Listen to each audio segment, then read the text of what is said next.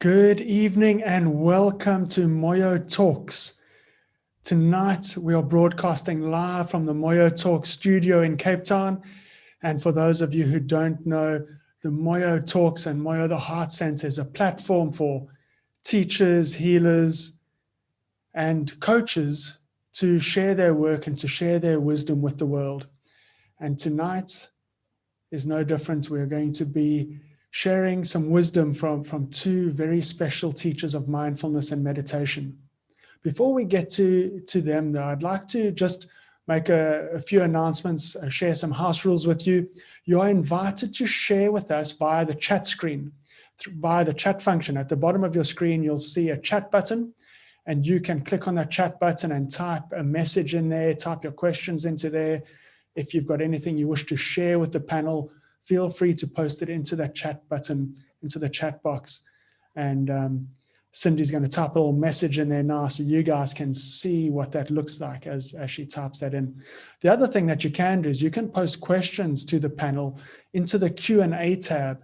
Also at the bottom of your screen, there's a Q&A tab, and any questions that you have about the subject tonight, you can post into the Q&A tab, and we'll put those questions to Denis and Val at the end of the presentation. With that aside, I'd like to introduce our two speakers for the night. Denis is a fully qualified emotional freedom technique practitioner, a Reiki healer, mindfulness trainer, and a former volunteer and spiritual care counselor at St. Luke's Hospice. He was taught Reiki healing, visualization, meditation, and channeling by the late Dr. Magdal Shackleton, a biomedical physicist and spiritual teacher. Further spiritual progression evolved through the practice of Tai Chi and long-time association with the White Eagle Mystery School. Valerie Aronson is our other speaker this evening, and she spent a large part of her life on autopilot, distracted and disconnected from herself, her body, and her purpose. She was a high-powered businesswoman and lived by the go, go, go mentality. As much as she pushed forward, the universe seemed to have another plan for her. She was stopped in her tracks by a severe health crisis that unfolded over a decade of her life.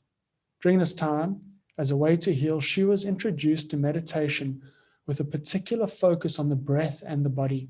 Using mindful meditation practices, she began to notice huge shifts in her overall outlook on life and way of being in the world.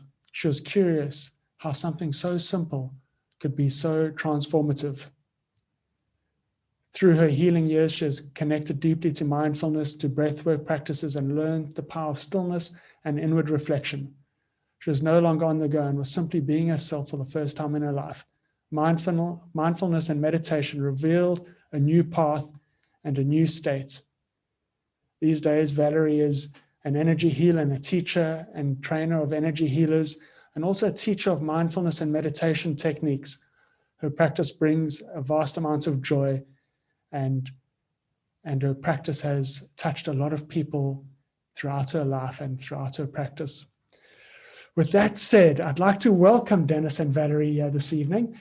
And Denis is going to lead us through an opening meditation just to get the evening started. So Denis, over to you. Thanks, Mark. So to all our listeners, if you want to just sit in a nice relaxed position, and I'm going to introduce you to the compassionate witness and give you a sense of what that is. The compassionate witness is really a powerful thing to contact in meditation and mindfulness. So if you'll sit nice and with your spine nice and erect, just relax into your seat or into your chair. Let your hands just rest relaxed in your lap or on your knees. And Valerie, you're just going to ring us in.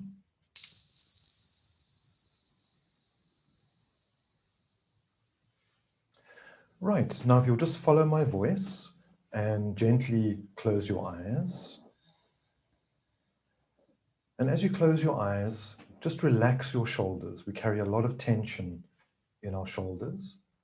So just let your shoulders relax. Relax your forehead. Let those frown lines just smooth out. And relax your hands. Now bring your attention to the breath where it exits and enters your nostrils. So just at the base of your nose, focus on your breath. And just feel your breath entering and exiting your nostrils. You might feel a slight breeze there, or a slight coolness. Just maintain your focus on your breath.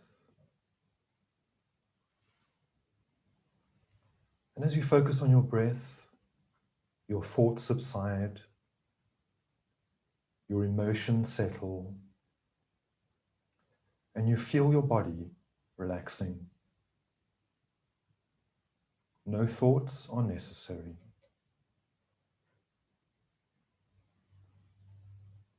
If your mind wanders, just bring your attention to your breath. Breath in and breath out. Breath in and breath out.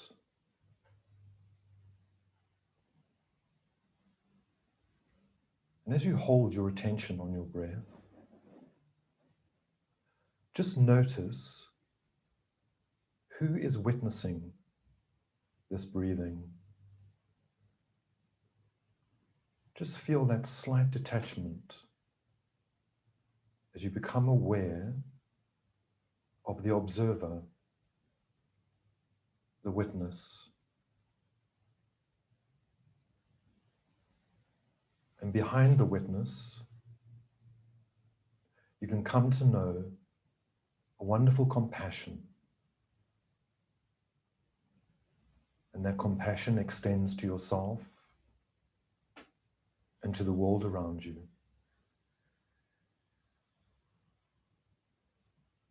Once again, hold your focus on your breath.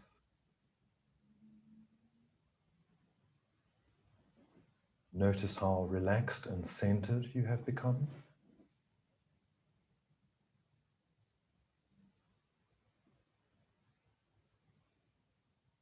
And now we return to waking consciousness. So you can wiggle your fingers, move your toes, feel your sitting bones in your chair. And when you're ready, you can open your eyes. Oh, thank you, Denis. What a lovely way to start an interview. It certainly helps to calm the nerves and bring everybody into presence. So, Denis, I'm interested in how you started your meditation practice. What was it in life that led you to start meditation and mindfulness? Yeah, thanks for the question, Mark. It goes back a long time. So in my telling, if I fall asleep, just nudge me, okay? So in my matric year, a very good friend gave me a book on spirituality. And there I learnt about the chakras and astral traveling and many sort of levitation, many weird and wonderful things. But meditation itself really got me interested in what I want to learn further. And then after that, I very quickly got into Raja Yoga. And Raja Yoga is what you call the king of yogas, and it's all to do with meditation. So I spent a long time sort of studying Raja Yoga. And then when I was about 21 or so, I had a near-fatal motorbike accident. And that really sort of turned my world upside down and got me thinking, what do I want to do with the rest of my life? So I decided my hedonistic lifestyle at that time, motorbikes and clubs and working hard was just not the thing to do. So I packed up my entire lifestyle and I got out into nature for about 6 months. So I traveled beaches on my way to Cape Town from Johannesburg. I traveled beaches. I stayed in wilderness. I stayed in Knysna by the lagoon. I walked Knysna Forest solo. So a lot of time spent meditating, practicing Tai Chi, and just trying to find myself. So from there, I arrived in Cape Town, and I found through the years some really good teachers. So Vernon Frost, a well-known psychic in Cape Town, was one of my original teachers. And then, as you mentioned, Dr. Machtel Shackleton. She was a medical biophysicist, and I learned a lot of my spirituality and meditation from her. And then I developed a mindfulness practice, specifically to teach in yoga and Pilates studios. And then from there, I ended up teaching at St. Luke's, and basically just developed a practice from there. And also enjoy teaching at the School of Intuition and Healing. So that's my story. Yeah. What about you, Val? I know you've also got an interesting story, because it was your healing crisis that brought you to meditation and mindfulness. How did that work for you? Mark, that's such a powerful question. When I reflect back, and I think it's actually starts off as quite a funny story. As I started my healing journey through this healing crisis, I arrived with somebody who's brought mindfulness meditation to South Africa, and his name is Dr. Simon Weitzman, and I arrived working with him through therapeutic way. And I never forget the first time. So after a couple of sessions, he said to me, I'd just like you to sit, place your hands on your knees or in your lap, and for a few moments, just like Denis guided us, notice the breath as it moves in and out of the nostrils. And for a few moments, that was all he guided me through, of the breath moving in, the breath moving out. And I became aware of the stillness within my body within a few moments. It didn't last very long, because the mind then became very busy. And that was my first introduction to any form of meditative practice. And over the years, it developed, the mindfulness practice developed, my healing developed, everything shifted and changed for me. And it became such an integral part of my life. And one of the most powerful tools was what they call the body scan. And I remember and recall that on some of the trainings and the courses that I did, other people really disliked the body scan. But because of my illness, I'd been out of the body for so long that connecting to my breath and the body was a very powerful connection for me. And I followed many teachers along the way, Dr. Simon Weitzman, John Kabat-Zinn, and one of my favorite teachers is Thich Nhat Hanh. And it's just become a way of being, and it's no longer only about doing, and it's become an embodied practice. It's part of who I am.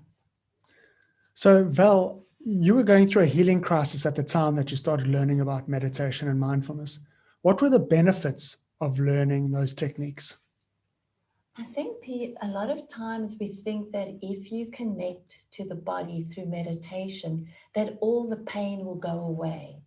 But what it assisted me with, the benefit of, by connecting to the body, I became more aware of certain things arising in my body, more in touch with the body. And I was able to find that the breath, after practicing, this wasn't overnight, this was over a period of time. So I don't want to claim that, this changed my pain over a period of, but it was months of practicing, and the pain would dissipate. But then there was a whole process of other interventions that had to take place. But it was beneficial and bringing me back, not living in what had happened, not staying in what had happened, bringing me into the present moment, right here, right now, and connecting with that, and not being concerned about what I've got to do, where I've got to be, but just being still for moments, and more clarity, more focus, more awareness, better relationships. I always call it our family members or people that connect with us become mindfulness beneficiaries or meditation beneficiaries. So it really changed and impacted my life. Yeah, wow, that's amazing. Denis, now you started your mindfulness and meditation practice in high school, when most matrics are just worried about where they're going to get the next beer or pack of smokes. You started reading profound spiritual material. What impact did that have on your life? Sure, that's quite a question. It brought me to the thought, what is the actual meaning of life? So at that stage, I was earning a very large income.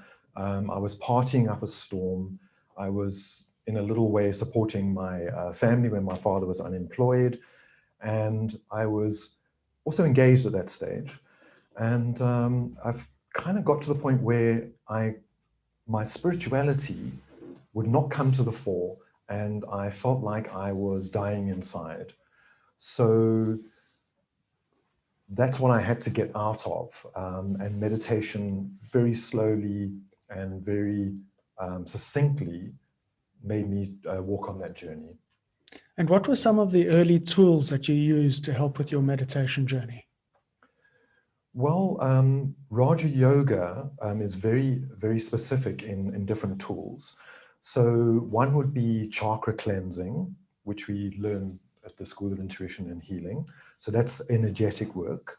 One would be mantras. So mantras are using sound vibration. So Tibetan Om Mani Padme Hum, which is the jewel in the heart of the lotus. And you can use Sanskrit Satchitananda or Om Nama Shivaya, which is salutations to the absolute reality. And when you chant sounds like that, it creates a certain vibration within you, takes away your thoughts and your emotions for that particular time, and can really lift you and give you a sense of the sacred. So definitely sound. And then meditation per se, where you focus on the breath, or you focus on a yantra like a candle, or a symbol like a mandala, and just still your mind, focus your mind to a one-pointed activity. That takes time, obviously, so that's sort of like quite a few years possibly of working, but that's good tools to work with. Yeah. You spoke about mantras. Do you use mantras in your meditation practice today? Yes, I use mantras every day. So what Valerie would talk about is a formal sitting practice. So it's good to do that in the morning or the night. And I'm sure Valerie's going to speak more about that. But I have a formal sitting practice. Yeah. And then through the day, which we can talk about later as well, I have triggers, what I call triggers. And I use mantra. So if I'm riding along in my car, either I look like an idiot or I look like I'm talking on my cell phone, but I'm probably chanting Om Namah Shivaya or something like that, or Holy, Holy, Holy Lord God Almighty, different mantras that I use. And it really just lifts you into a beautiful space. Yeah. Yeah. Cool. So Val, you spoke about this body scan technique that you used when you were ill. How does that body scan technique work? Well, yeah, I think, shall I take us through a short body scan process? Shall I do that now? Please do. I think that's the only way for us to understand it a little bit. It's about experiencing the body scan. So this tool that I use, and I still use it all the time, it's about falling awake to the body. So most body scanning is about relaxation, and this imparts relaxation as well.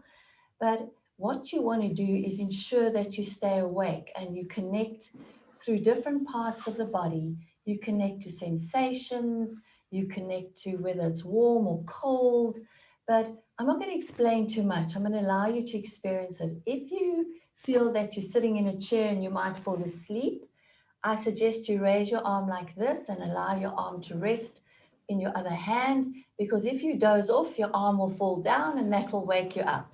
So that's quite a skillful method to keep yourself awake during a body scan. So as Denis guided us so beautifully through the meditation, you can place your feet on the ground if you're sitting in a chair. And if you're lying down, just ensure that your feet are uncrossed and your hands are either at your sides, or if you're sitting, your hands are resting on your lap.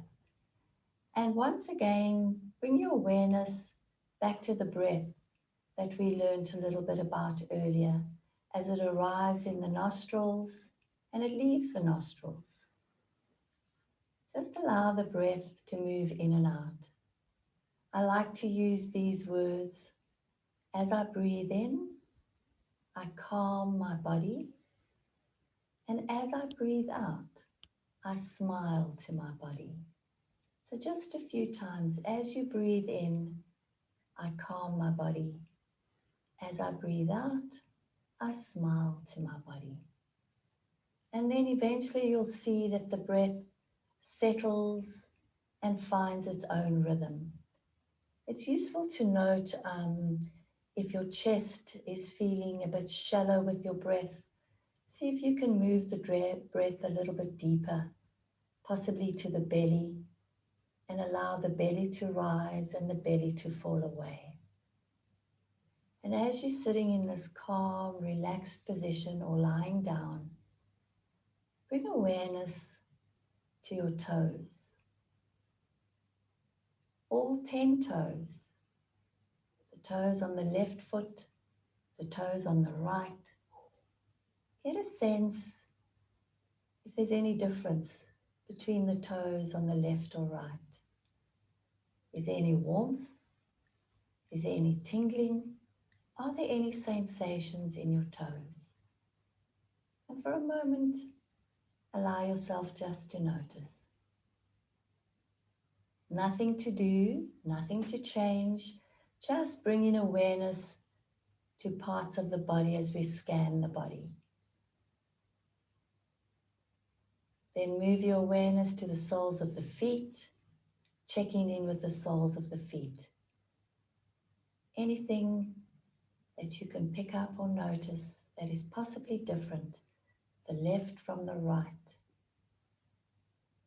And you can move your awareness to the top of the feet. And all the while, the breath is moving in and out of the body. Then move to the ankles. Gently notice how amazing the joints are in the ankles. The possibilities we have when we connect to the ankle, what the ankle can do, the movement that it can create for your body. Again, it's a noticing. Is there anything different on either side? And if you move your ankles, is there any creaking, a sound? This body makes many sounds. Allow the sounds to be there, that are there in the body. Move up to the lower limbs, the back of your legs, the front. At this point, it's possibly good to notice, is there any discomfort? Is there any pain? And as you notice, allow yourself to breathe in and out. Gently breathing, allowing the breath to continue to find its own rhythm. And then we move up to the knees, inside the knees, outside the knees. Another set of amazing joints that allow us to do so many things. And then the upper limbs, the front of the thigh, the back of the thigh. Gently noticing what's going on there for you.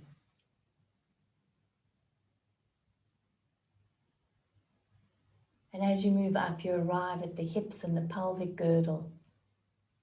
Often when we're sitting or lying down, we are able to become aware of an imbalance in our hips.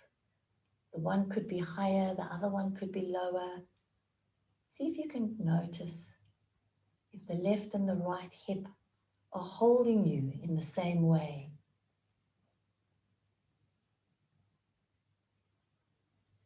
Then you move to the front body, the abdomen in the front, the lower back, and that's where the spine is connecting from the bottom of the coccyx. And you move up. And as we move up towards the chest and the upper back, allow yourself for a moment to notice if you can hear the sound of your own heartbeat. The beat of the heart that is always there, the same as the breath.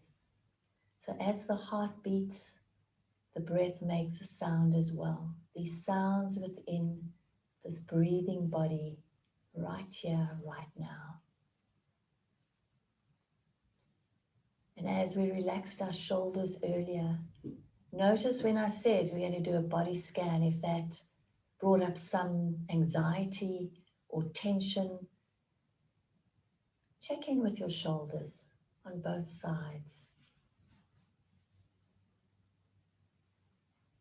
Any more sensations that you become aware of, just noticing them.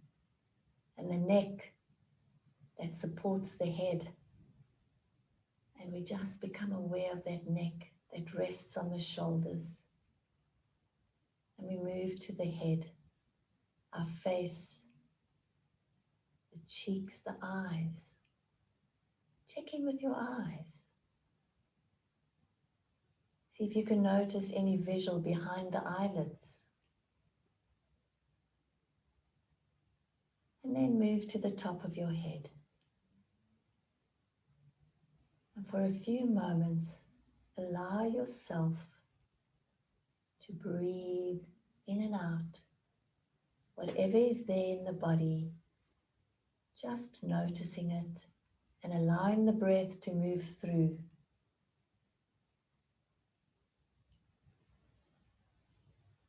This breath right here, right now.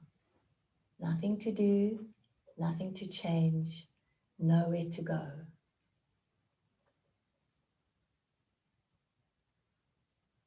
And if you haven't fallen asleep, I invite you to bring yourself back into your space.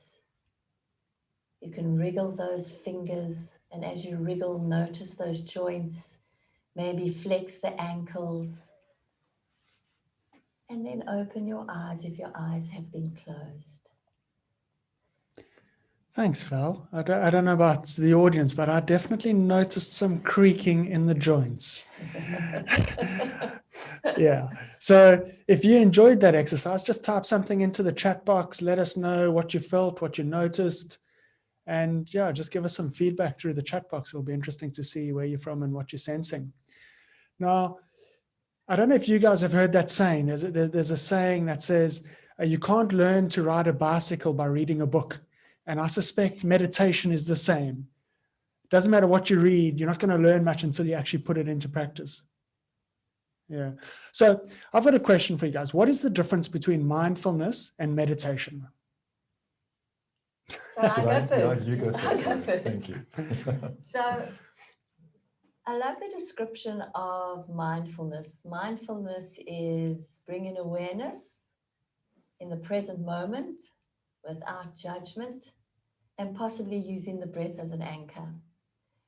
And there's what I would call, you could have a formal mindfulness practice, which would be a sitting practice, or mindfulness is a practice that you can embrace throughout your day all the time. And that could possibly be in different ways. In every action we do, we can be present and bring in awareness and present to that moment. So there are many forms of mindfulness practices. So I've spoken about what I would call a formal sitting practice. And then you could do mindful walking. There's a mindful eating practice. So there's many practices. Body scanning is one of them. There's many practices in mindfulness that bring you back into the moment, and most of the time is anchoring with the breath. So allow yourself to anchor with the breath. And people say, well, that's very difficult. But what the breath does, it brings you back into your body. So the gift of it is that as you breathe, you start connecting to the body. And as you connect to the body, it brings you into the present moment. Denis, meditation, what do you think? Well, thank you, Valerie. I'm not sure you left anything left for me to say, but I'm going to try. So, all right, so let me talk about meditation then. So mindfulness, as Valerie so beautifully told us about, is also something that developed from the time of the Buddha 2,500 years ago, and is pretty specific to that, although it has been brought into the mainstream so beautifully by John Kabat-Zinn and other wonderful teachers to date. Whereas meditation is more broader. So there's various different types of meditation that we get, and it's very varied. So for instance, I've mentioned Raja Yoga. Then you can have Vipassana meditation, which is a form of, you also focus on loving kindness at one stage, and you focus on the breath, but you also notice feelings in the body, emotions, sensations, and you sit with those for quite some time. I know there's one Vipassana meditation series where it's 10 days of solid sitting. So it's pretty intense work. And then you will have visualization. So visualization is a beautiful internal journey that you'll go along using your mind's eye and your imagination. And at the School of Intuition here, we have beautiful visualizations like the mountain meditation and various others, lake meditation and so forth. So there's lots of different types of meditation. And also, you mentioned you can do mindfulness practice throughout the day. So meditation generally takes more time than mindfulness practice. So with meditation, you will sit down in a specific place at a specific time and do a specific practice. With mindfulness, you can be in the office, you can step out of the office for 2 minutes, you can focus on your breath, center yourself, and you're doing your mindfulness practice, or focusing on the heart, or different things. So that's kind of the differences, I'd say. Yeah, Denis, earlier you mentioned something about meditation anchors. Can you sort of explain this to us? What is a meditation anchor, and how does it fit into what you've just described? Okay, brilliant question. So meditation actually takes quite a lot of work. So you have to have a bit of discipline, and you have to go back to it day on, day out, whether you are experiencing challenges with it or whether it's flowing and easy. So it kind of goes up and down all the time. Easy, flowing, challenges. But if you use a meditation anchor, it can really bring in a sense of the sacred to your practice and help you to practice so much easier. So for instance, we could use a candle. So if you sit down in your space where you're going to meditate, just by lighting a candle, you are doing a little sacred act, bringing in a sense of sacred practice and anchoring yourself into your meditation. So that's one aspect. Then you could listen to music. So music is a beautiful anchor, as I'm sure everyone knows.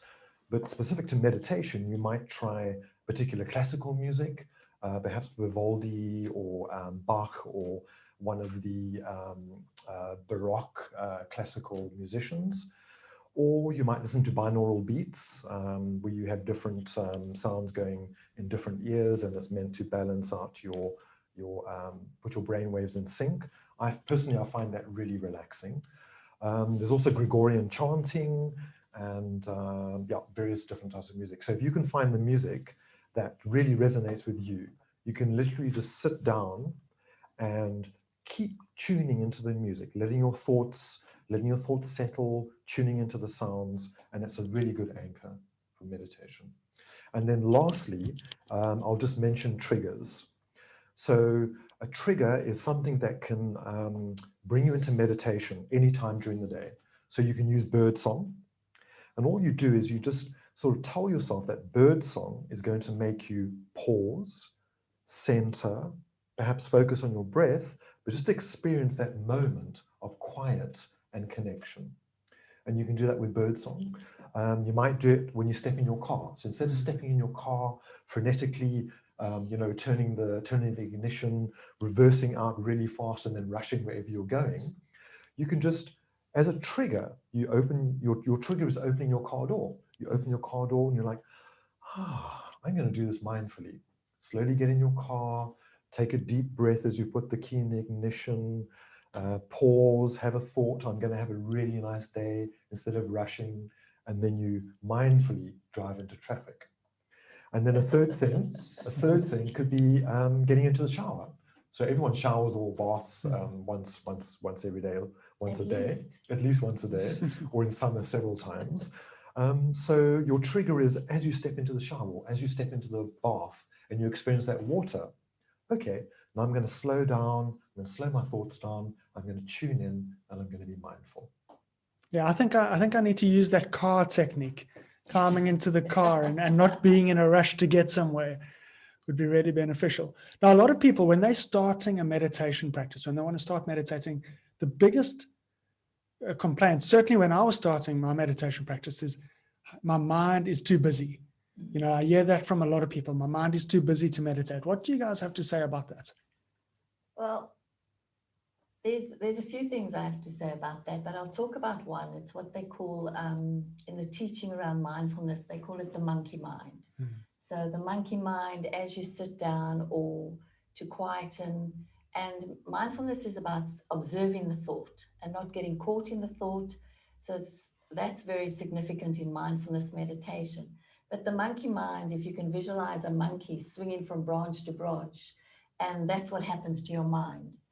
And I have to acknowledge that this story is not mine, but somebody wrote, very close to me, wrote this, that when they often sit down to meditate, it's like they're as if there's a stage performance happening.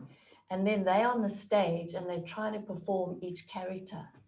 And that is like crazy. You're trying to be everything or do everything. So the recommendation was that you then become the audience and you move from the stage to go sit down as an audience member. And then you can observe the thought and observe the performance without being part of it. And so the mind itself, whereas mindfulness teaches us to actually observe and allow us not to get hooked. And there's a beautiful writing by Rumi, that poem that he wrote, The Guest House, and he speaks about every day there's a new arrival, put out the welcome mat. And these thoughts that you have during a practice are often thoughts that you have all the time. You often know those thoughts and you can say to yourself, I know that one, but you don't have to, I like to say, get on the train and travel on a journey with that thought. You can notice it and then allow it to pass. So it's not shutting down, it's an observation of the thought. And you will notice over time, and this is over time, this is not something that just happens and arrives, that you're able to sit and just be there for hours on end. I think you develop and cultivate a practice. It takes time. But what I love about mindfulness, apart from just a formal sitting practice, is that you can engage with mindfulness throughout the day. And even throughout the day, as you engage with mindfulness, if you can, as Denis spoke so beautifully about the triggers, if you can be present in that moment with what's happening, the mind will then stay focused on what you're experiencing and not be caught in the thoughts and planning, because you don't have yesterday, that's gone. You don't have the future, that hasn't arrived. You only have now. And I'll share one more short story. When I was doing mindfulness training in a group, and I'll never recall, I'm still very good friends with this girl. We were sitting, and up on the wall, they had a clock with no time, and all the clock said was now. And the person who was teaching and guiding us, this young woman had her leg crossed. And I observed for a moment that her leg did not stop moving. And then I could see she was, we'd been through so many practices and she was now, enough is enough. And she was saying, what's next? What are we doing next? And I think that's what the mind does to us. What's next? Where are we going next? What must I do next? And what our practice does as we develop and cultivate, it brings us back into the now and into the present moment. And the mind will always try and hook you, and you learn to work with it in a way over time. So true. And I'd just like to add one little thing to that, is that you can use your thoughts as part of your practice. So when you become that witness, when you become that observer, you're slightly detached. and you're looking on to your thoughts. And as soon you get to a point where, with practice, as Valerie so rightly says, you get to a point where you notice your thinking happening. And it's like, there I go thinking again. And you notice it, you just detach from it, and you bring yourself back to your focus. So that's why it helps to focus on the breath, because then that's your anchor point. As your mind drifts off, you bring it back. But you use the thoughts as part of your practice. Yeah, I really like that, actually. Yeah, definitely some stuff for me to bring into my meditation practice now. So just a reminder to the audience, if you guys have any questions, please post your questions into the chat box, and we'll try and get those questions to our panel this evening. So I've just got one more question about a meditation practice and how that can impact stress. Now, stress is really quite a big problem, especially for people in their careers, and a lot of people struggle with stress on a day-to-day basis. How would a meditation practice help people with stress? I think we'll both answer that, and you go first, Valerie. I think we have to understand that any form of practice, as you develop and build your practice. So I like to look at it, what are the short-term things that can any form of meditation practice assist you with? It can help to calm you down. So, and what I like to use is, as you notice the breath, you allow yourself to pause. You can bring in a pause moment. And through the breath and the pause, it starts to calm. So it also can assist with sleep. So, and that, most people who are struggling with stress are not sleeping well. And it can help with better focus. So if you start developing a practice, you will find that you're able to focus better. There's more focus. So it's about short-term things that you could benefit with stress, is that there's a form of relaxation, a calming, and a pausing. And in that, there's less reactivity and more responsiveness. Because we are very quick to react, and reaction, for me, as I've learned, is quite destructive. But a response allows for a pause moment, and then you are more aware of what you're going to say. So that's very important. And then long-term benefits of a meditation practice can really impact your stress relief, your anxiety, your relationships. I've spoken about sleep. It can impact your health. It can assist your longevity, because things change within the body. I mean, we haven't even gone into brain changes and body changes and physiological changes that happen when you practice meditation. But those gains are long-term after a period of practicing for a long period of time. But I think to focus on stress at the moment, and stress is also related to fear. So if you are connected to your body and understand what's going on in the body, you're able to breathe into that. And through the breath, you will find that there will be some dissipation. So that assists with stress. Denis? Absolutely. When I think about stress, I think about the fight, flight, and freeze response. And there's a lot of literature about this these days, and I also find it extremely interesting. So with the fight or flight or freeze response, your body emits cortisol in the brain and noradrenaline. So those chemicals wash through your body and add to your stress and your you're feeling very challenged by things. So meditation, and I also like to talk about the emotional freedom technique at this point as well. So EFT, which is tapping on the meridians on your body, goes really beautifully in conjunction with meditation. So what I like to do these days is I actually practice EFT before every meditation that I do, because the EFT in combination with the meditation helps you to stop that rush of cortisol, stop that rush of noradrenaline, and then you start releasing your endorphins and tapping into serotonin, which are your feel-good chemicals. So you're sort of stopping the emitting of the challenging chemicals, emitting the feel-good chemicals, and it really just lifts your whole persona and gives you a sense of well-being. Yeah. Okay. Is it time for Denis to show us just a short EFT method? Just something, you want to do? Just some physical example of how it works. Okay. Yeah, you don't have to do a long one, but just give us an example of how it works. Yeah. Okay, perfect. So the emotional freedom technique works on different meridians on the body. So you're kind of using acupressure points, and there's very specific ones. And I'll go through a basic round, which really helps to, if you're really, really stressed and you do something like a basic round, you are tapping yourself back into the physical body.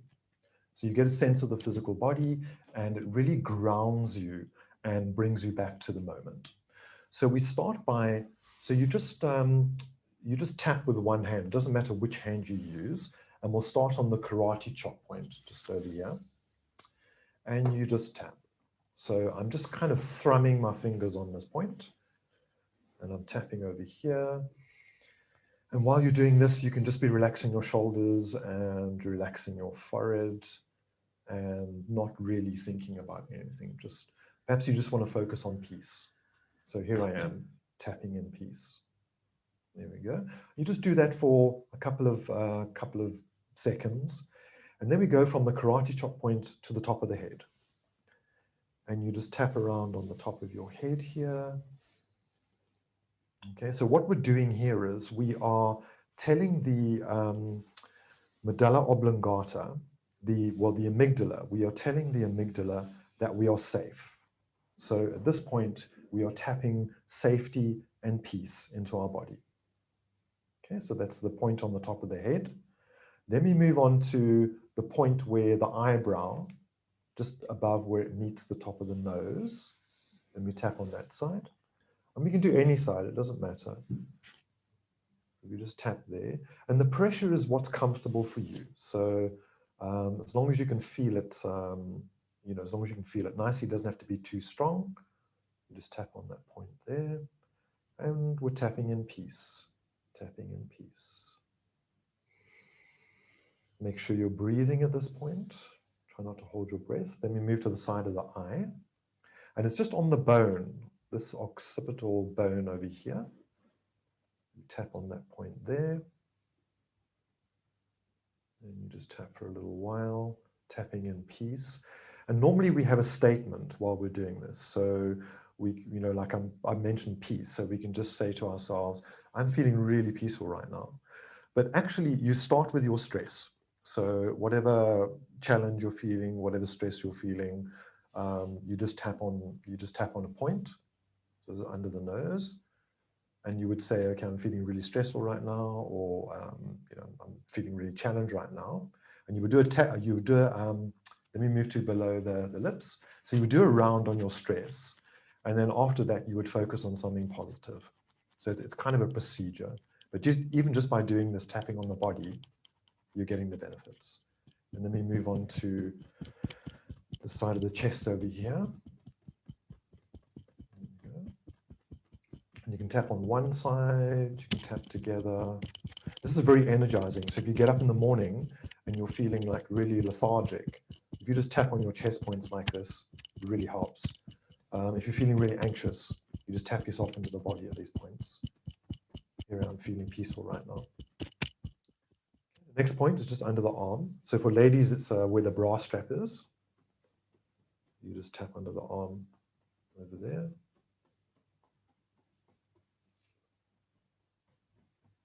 Okay, and then you come back to the karate chop point. And that's a basic round.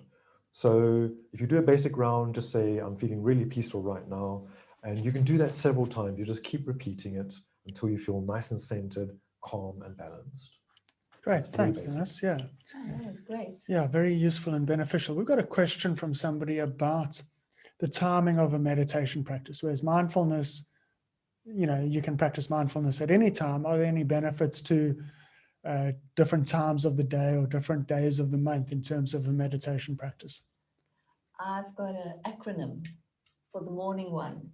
So it's RPM, rise, P, meditate. So that's my acronym for the morning. And I find that useful. So if you get up, you go to the bathroom, and then you find your space where if you're going to have a formal sitting practice. and then you move into that space and you sit down, and it can either be a chair, it can be a cushion, it could even be lying down, and then you have your formal kind of meditation practice. So that's one that I use. But you could do, the body scan is great during the course of the day. There's different various times, whereas mindfulness, you can just engage with that all the time.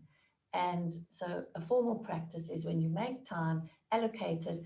And initially, I don't know about you, Dennis, my initial meditation practice was probably 5 minutes to start with. And that felt extremely long for me. Yeah. So it wasn't like in half an hour where I could sit and meditate. It wasn't that at all. So if you were in a monastery or a place like that, or taking it seriously, you might get up very early in the morning, 4 a.m. or whatever, to meditate. Do you guys do any of that? Is there any benefit to meditating early in the morning for you? That's the best time for me. Yeah. Yeah, that's I the best. agree. And in the evening, I use a practice what I call yoga nidra. Yeah. So it's a form of body scanning, and it's useful to do it at night. I do that at night. But during the day, I shared with Denis the other day, I'd had quite a busy day, and I just went to a little space where I have at home, and I sat down with my meal, my breakfast, and I just sat for a few moments, breathing in, breathing out, and eating slowly and mindfully. That was a form of a meditation practice. So just sitting down in a spot, and you engage with yourself in a different way. Lovely, absolutely lovely. Well, my cat wakes me up at 5:20 every morning. So that's the start of my meditation practice. Settling Tom down, giving him his breakfast, and then I slip into meditation. Tom sounds like quite a hard taskmaster when it comes Very to much meditation. So. And as the sun rises earlier, so does he. Yeah. Okay, so we are going to be wrapping up shortly with a wonderful meditation, the inner light exercise. But before we get to the inner light exercise, I want to ask you guys about the course that you guys have put together. What will people be learning on this course if they want to take their meditation practice further? If people want to get their meditation practice started, what can they learn from this? Well, I'll give a few, and then you can take on from me. So first of all, we're going to engage with the breath. So we're going to start, a lot of you'll notice today or tonight, what we spoke about was the breath. And there's different ways of breathing. We're going to engage with the breath. We'll engage with different forms of meditation. We will do some body scanning. We'll do more EFT. We'll talk about a little bit about, Denis can tell you a little bit about how the brain works. So there'll be various tools that you'll be left with and skills that you can introduce. And I'd like to just mention that lovely word that you brought into our practice called heart flares. Oh, yes. So every single lesson, at the end of the lesson, we will leave you with a heart flare to work with until you come back to the next lesson.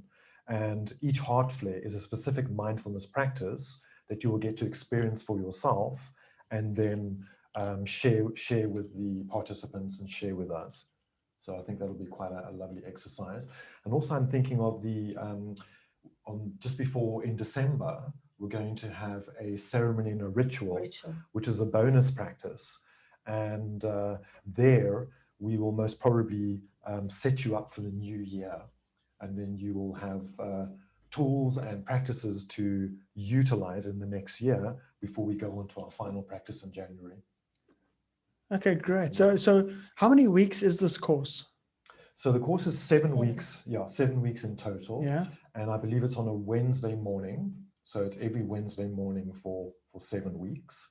And there's a workbook to help you to go deeper, to journal what your experiences are. And we'll walk you every step of the way. Okay. Are these going to be live sessions in person, or is it over the internet? So we'll be doing it via Zoom. Yeah. Yeah. So it's I think it's an hour and a half every single Wednesday over Zoom at 10 o'clock in the morning. 10 to 11:30. Yeah. 10 a.m. South African Standard Time. Yeah. And then are the recordings available? Will people have? Oh, yes, are you going to be recording the meditations to share with people to? Absolutely. So Valerie will be doing the body scan, and that'll be recorded and sent to each participant. I'll be doing the meditation that we're going to do now, the energetic light body, and we'll be doing visualizations. Mm. There's something called the Temple of Light visualization, which is particularly beautiful.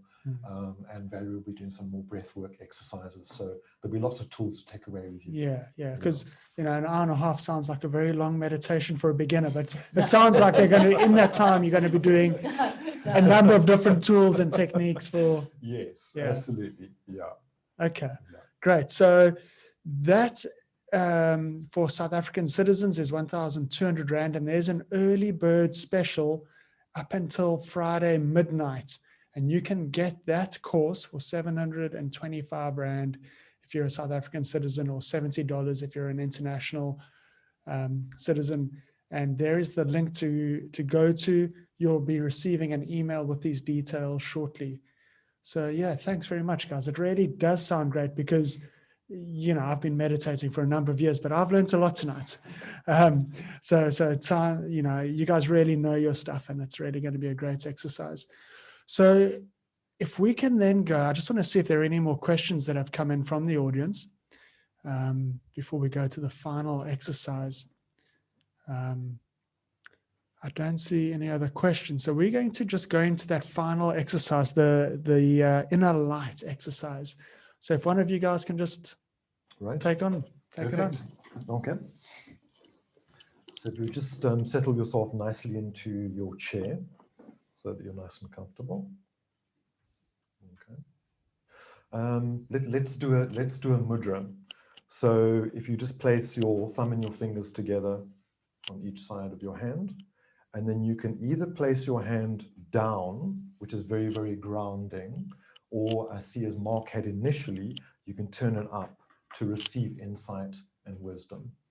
The index finger denotes the ego in the Hindu teachings, and the thumb is the divinity or the divine. So when you replace the ego next to the divine, you are yoking your ego to the divine and tuning into the sacred that way. So I feel like being grounded right now. So I'm going to ground myself over here while you guys are receiving there. Thank you.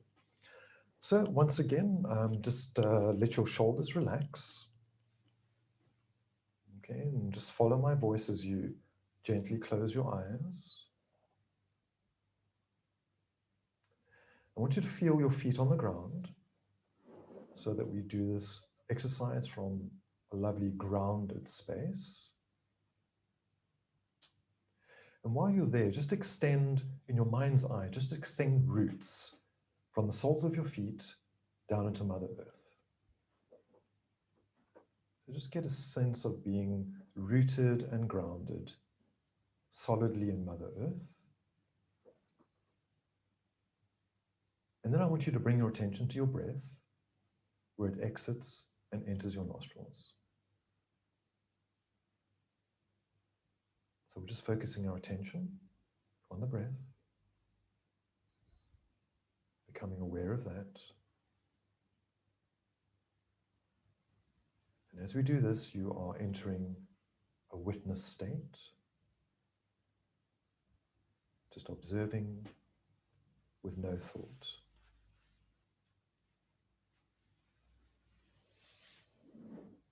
And just hold your attention on your breath.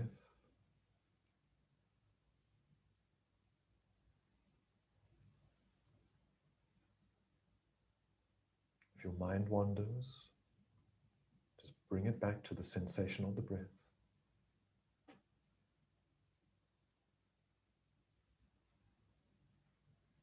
You'll notice how your body is relaxing.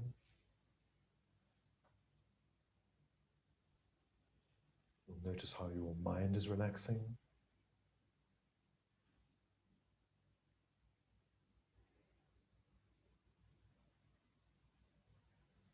And then bring your attention to the energy within your hands. So just focus on the energy within your hands. You don't need to think about it, rather feel it. What does that feel like? Is there a vibration there? Does it feel warm? Does it feel cool? Just get a sense of the energy within your hands.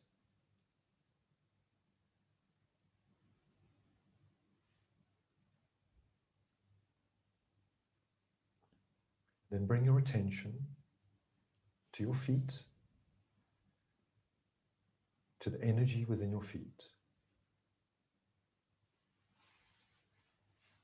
Can you get a sense of your groundedness? Does it feel hot? Does it feel cold?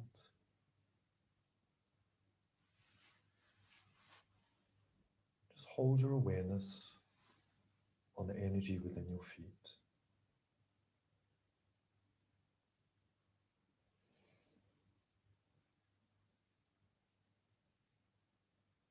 Notice how still and calm you are becoming. So present. And now bring your awareness to your entire energy body. Bring your awareness to your inner energy field. And just get a sense of what that feels like.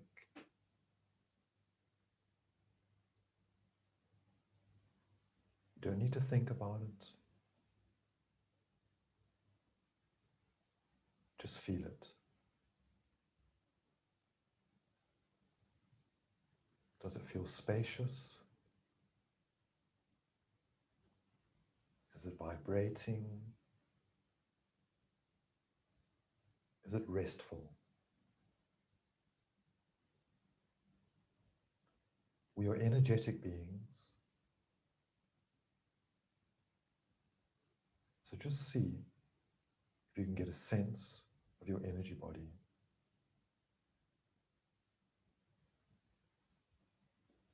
Now see if you can deepen that feeling.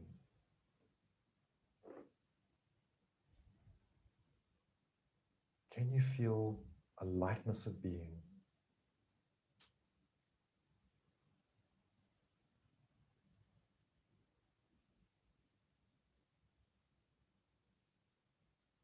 Can you feel your heart in the center of your being, your energetic heart?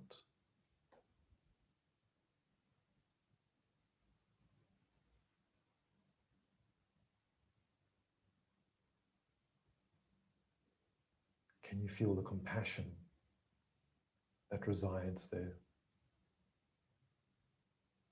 Compassion for yourself, and compassion for all life.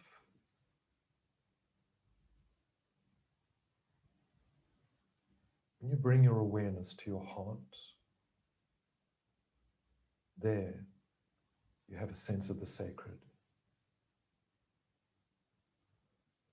There you can have a sense of reverence. Reverence for all life.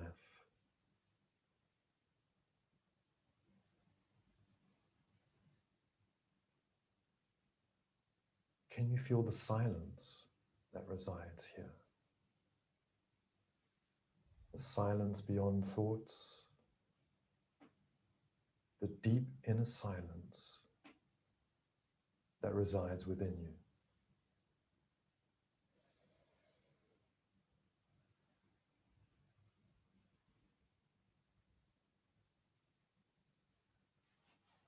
Now we're going to gently bring our awareness back to the breath.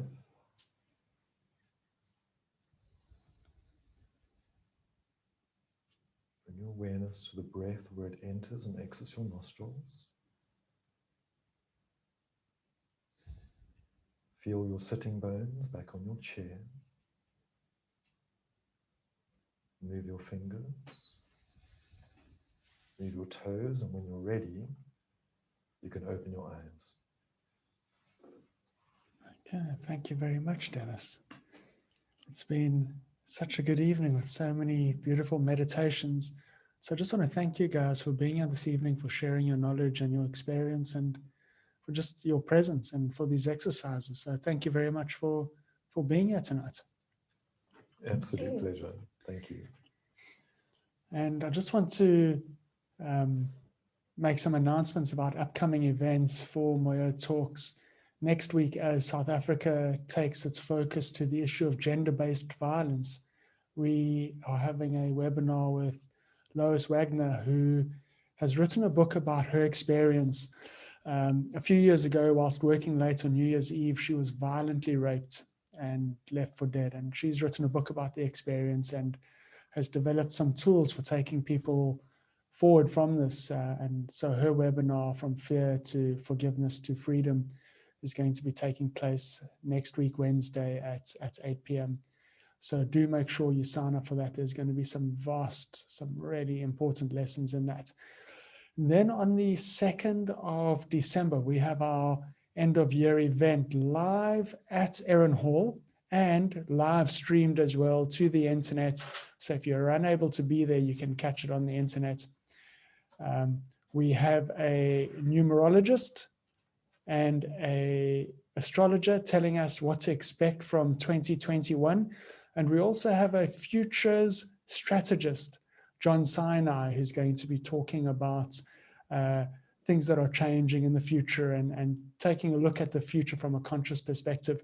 So that'll be on the 2nd of December, live at Erin Hall and live streamed to wherever you are. So with that aside, one more time, thank you guys for being here. Thank you for your wisdom and your sharing. And thank you to the audience for being here. It's been great to see your comments and your feedback. And I look forward to seeing you all next